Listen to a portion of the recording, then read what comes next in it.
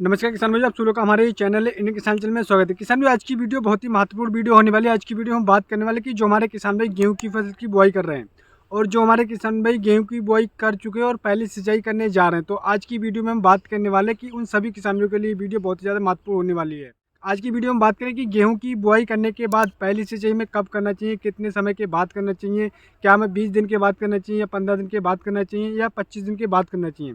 और सबसे महत्वपूर्ण जानकारी आज की वीडियो में बात करें कि पहली सीजन में कौन कौन सी खादों का प्रयोग करना चाहिए। क्या हम यूरिया के साथ में डीएपी या एसएसपी या फिर एमओपी पोटास दे सकते हैं या नहीं दे सकते हैं, इसके साथ में ऐसी कौन सी खाद का प्रयोग करने वाले हैं। और एक बहुत ही महत्वपूर्ण जानकारी आज की वीडियो में मिलने वाली है कि जो हमारी जो गेहूं की फसल में सबसे बड़ी समस्या देखने को मिलती है कि दिसंबर महीने में कि सर्दी और पाले से किस प्रकार से अपनी गेहूं की बचा सकते हैं, कौन सी खाद का प्रयोग करना है।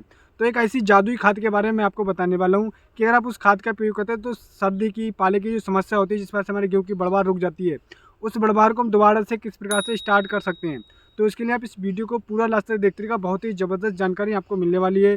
यदि आपने अभी तक हमारे चैनल इंडियन किसान को सब्सक्राइब नहीं किया है तो फटाफट से आप हमारे चैनल को सब्सक्राइब करिएगा। तो आइएगा हम शुरू करते हैं आज की हमारी वीडियो। देखिए किसान भाई, आज हमारे आप पीछे देख रहे हैं कि हमारे खेत की बुआई हो चुकी है, करीब 17 दिन हो चुके हैं, लेकिन अभी तक हमने गेहूं की फसल में सिंचाई नहीं करी। क्या रीज़न है, किस वजह से नहीं करें, हम कितने समय के बाद करेंगे, तो इसके लिए आप इस वीडियो को पूरा लास्ट तक देखते रहिएगा। और आप लोगों को पहले सिंचाई कितने समय के बाद करना चाहिए और उसके बाद में बात करें कि आपको कौन कौन सी खादों का प्रयोग करना चाहिए। तो दोस्तों, सबसे पहले हम बात करते हैं कि गेहूं की सिंचाई पर, फिर हम बात करें गेहूं की खाद मात्रा पर कि पहले सिंचाई में हमें कौन कौन सी खादों का प्रयोग करना है। तो सबसे पहले हम बात करते हैं कि गेहूं की सिंचाई में कब करना चाहिए। दोस्तों, जैसे कि हमारे काफ़ी किसान में गेहूं की अलग अलग एरियो में अलग अलग तरीके से मिट्टी होती है, तो उस मिट्टी की स्टडी के बेस पे मैं आपको जानकारी देने वाला हूं कि कौन सी मिट्टी में कितने समय के बाद हमें सिंचाई करना चाहिए और कौन सी मिट्टी में कितने समय के बाद हमें सिंचाई नहीं करना चाहिए। क्योंकि कुछ हमारी जो एरिया होते हैं जहाँ पर 15 से 20 दिन के बाद सिंचाई करना बहुत ज़्यादा ज़रूरी हो जाता है, लेकिन कुछ एरिया में 20 से 22 दिन, लास्ट 25 दिन तक अगर आप सिंचाई करते हैं तब भी कोई दिक्कत देखने को नहीं मिलेगी। तो दोस्तों भाई, मैं आपको जानकारी देने वाला हूँ। जैसे कि सबसे पहले हम बात करते हैं कि रेताली ज़मीन। रेताली ज़मीन के बारे में बात करूँ, किसान भाई रेताली ज़मीन में ये होता है कि हमारे काफ़ी किसान भाई की पलेवा करके गेहूं की बुआई करते हैं, लेकिन कुछ हमारे किसान भाई की डायरेक्ट गेहूं की बुआई देखते हैं कि खेत में नमी है और गेहूं की बुआई कर देते हैं और उसके बाद में वो या तो फिर कच्ची सिंचाई कर देते हैं या फिर सिंचाई थोड़ा लेट करते हैं, जिस वजह से उनका जर्मिनेशन में काफ़ी ज़्यादा इफेक्ट देखने को मिला। अगर मैं एक स्टडी की बात करूँ तो यहाँ पर पहली सिंचाई में जो हमारे किसान भी गलती करते हैं वो करीब 70 से 80% हमारे किसान भी गलती करते हैं, जिस वजह से उनका जर्मिनेशन मात्र 50 से 60%, मैक्सिमम 70% ही हो पाता है, जिस वजह से उन्हें जब उनकी फसल तैयार होती है तो उन्हें घाटे का सामना करना पड़ता है। तो आपको ऐसी गलती बिल्कुल भी नहीं करना है। अब बात करते हैं कि अगर आपकी रेताली ज़मीन है तब आपको पहली सिंचाई कब करना चाहिए। दोस्तों, अगर आपने पलेवा करके गेहूँ की बुआई करी तो ये होता है कि खेत में थोड़ी नमी आपको देखने को मिलती है। वहीं आप देख लें कि आपके खेत में चेक करें कि आपके खेत में कितनी नमी बनी हुई है। अगर आप बिल्कुल चेक करना नहीं चाहते और आपकी रेताली ज़मीन है तो आपको 20 से लेकर 21वें दिन आपको सिंचाई एनी हाउ अपनी पहले गेहूं की फसल में कर देना है, क्योंकि रेताली ज़मीनें काफ़ी ज़्यादा हमारी जो गेहूं होती है, गेहूं की जो फसल होती है उसमें सिंचाई की आवश्यकता काफ़ी जल्दी पड़ती है, क्योंकि रेताली ज़मीन में आपको देखने को मिलता है कि हम जैसे सिंचाई लगाते हैं पानी हमारे नीचे चला जाता है, तो वैसे ही सिंचाई की आवश्यकता बढ़ जाती है। तो आपको जब आपकी रेताली ज़मीन है तो आपको 20 से 21वें दिन एनी हाउ आपको सिंचाई कर देनी है। अब बात करते हैं कि हमारे जहाँ पर चिकनी दोमट मिट्टी है वहाँ पर हम को कितने समय के बाद सिंचाई कर सकते हैं। तो दोस्तों, यहाँ पर हमारे किसान भाई गलती करते हैं कि वो रेताली ज़मीन के देखा दुनी में वो चिकनी दोमट मिट्टी में 20 से 21वें दिन सिंचाई कर देते हैं, तो यहाँ पर भी काफ़ी ज़्यादा गलती करते हैं, यानी कि कच्ची सिंचाई कर देते हैं, जिस वजह से काफ़ी बीज सड़ जाता है, जिससे उनका जर्मिनेशन उन्हें कम देखने को मिलता है। तो आपको ऐसा बिल्कुल भी नहीं करना। अगर अपने रेताली ज़मीन की जगह पर आपकी चिकनी दोमट मिट्टी है और आपने पलेवा करके गेहूँ की बुआई करी है तो उस खेत में नमी कम से कम 20 से 22 दिन 23 दिन तक रहती ही है।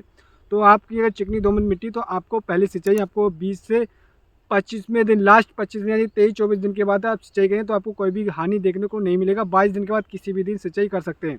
बाकी आप देख सकते हैं कि आपके खेत में कितनी नमी है, उस खेत की स्टडी के बेस पे, ज़मीन की स्टडी के बेस पे अगर आप सिंचाई करेंगे तब आपको काफ़ी अच्छा रिजल्ट देखने को मिलेगा।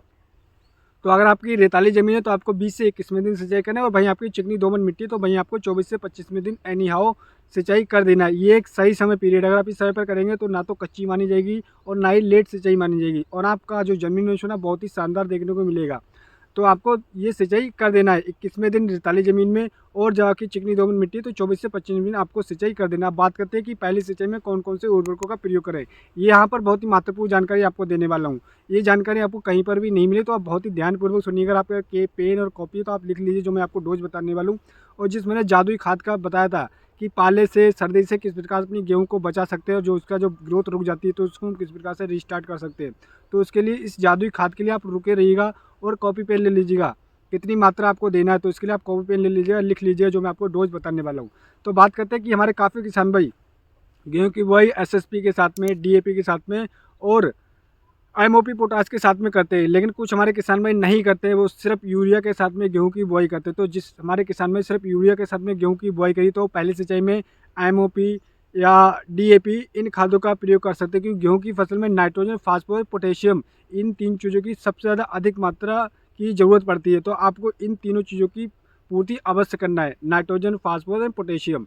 और आपने गेहूं की बुआई करते समय एनपीके या फिर डीएपी का प्रयोग करा है तो आपको सिंपल सा कोई भी खाद का ज़्यादा प्रयोग नहीं करना है, सिंपल सा लॉजिक लगाना है। आपको बस यूरिया का खाद प्रयोग करना है। यूरिया की अगर मैं मात्रा की बात करूँ तो यहाँ पर भी हमारे काफ़ी किसान भी गलती करते हैं, या तो वो 50 से 60 किलोग्राम दे देते हैं या फिर 30 से 40 किलोग्राम ही देते हैं। तो यहाँ पर ऐसी गलती बिल्कुल भी नहीं करना है। आपको एक बैग 45 किलोग्राम का जो बैग आता है उसको, नहीं तो आपको मैक्सिमम 50 किलोग्राम प्रति एकड़ के हिसाब से आपको पहले सिंचाई में यूरिया की खाद का प्रयोग करना है।